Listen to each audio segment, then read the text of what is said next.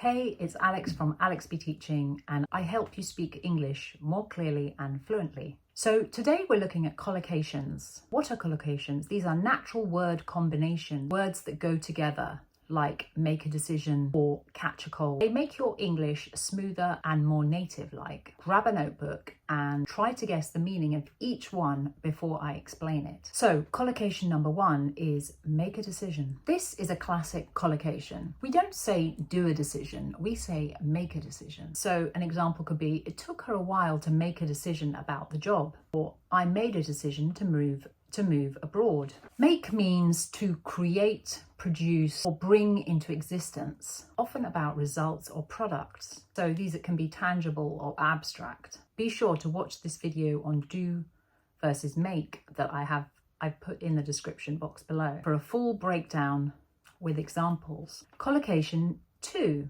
Catch a cold. You don't get a cold, you catch a cold. An example could be, I caught a cold after walking in the rain without a coat.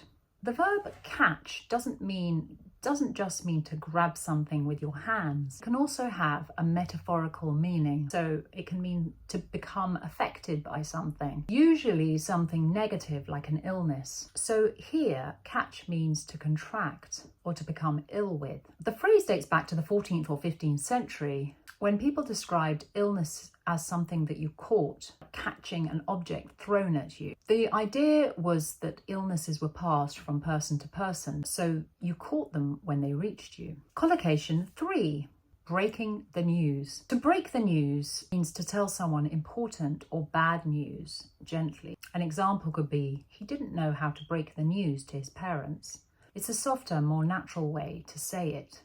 Another example could be, I had to break the news that the trip was cancelled. The phrase dates back to the 16th century. Originally, it meant to interrupt, force through, or to cause sudden change. So when you broke the news, you were essentially interrupting someone's normal state of mind with new information, like breaking into their thoughts. It doesn't mean destroy the news, it means introduce it suddenly. It carries an extra nuance to tell the news, because it usually refers to something more important, more shocking, or serious. Collocation 4. Pay attention. Don't give attention, you pay attention. An example could be, pay attention to the instructions before starting the test. It's a very common collocation in classrooms or meetings. Another example could be, please pay attention to the teacher. The word pay in this expression comes from the Old French meaning of prayer, meaning to give, to render, or to bestow. So literally, when you pay attention, you are giving your attention to someone or something. Think of it like you are investing your mental flow, just like you would pay money for a service.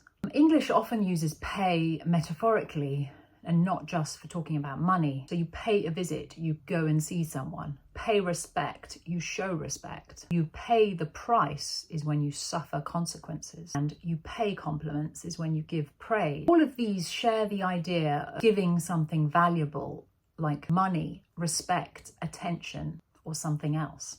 Collocation 5.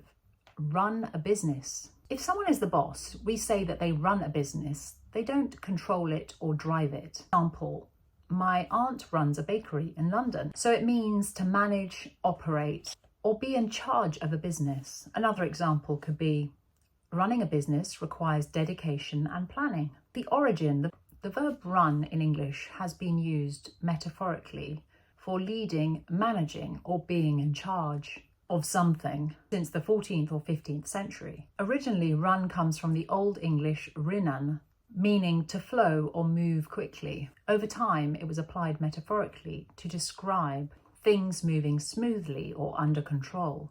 English uses run in many ways related to management or operation. So if you run a company, you manage a company. If you run a household, you manage your home. If you run a campaign, you organize a campaign. If you run an event, you manage an event. All these share the idea of keeping things moving and under control. An example could be, he runs a tech startup. Collocation 6. Take responsibility. This one comes up in work, school, and even relationships. Example could be, he took responsibility for his mistake. It sounds strong and professional. It means to accept that you are in charge of something or that you are accountable for your actions. An example could be, you need to take responsibility for your learning. The origin, the verb take, in English often means to accept, claim, or assume something abstract, not just physically picking up an object. The word responsibility comes from the Latin responsus, meaning the state of being answerable for something. So you're grabbing or accepting the responsibility which comes with a role or action. Other similar take expressions in abstract actions are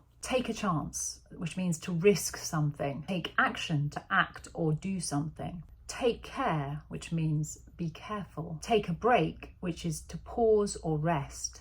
All of these share the idea of actively assuming something rather than passively letting it happen. An example could be, leaders must take responsibility for their actions. Collocation 7. Have a chat.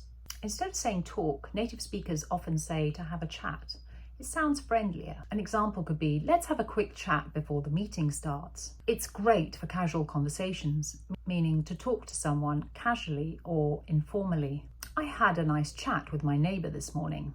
The origin of the word chat comes from Middle English chatteran, meaning to chatter or prattle, which imitates the sound of light talking.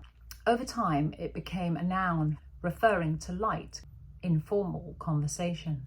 Uses the verb have in the sense of experiencing or participating in something.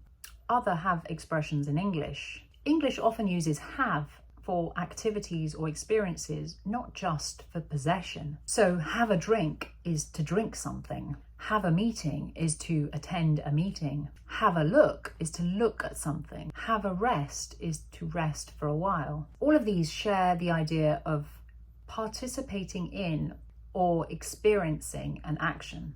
They are very common in spoken English, so they're perfect for learners who want to sound more natural and fluent.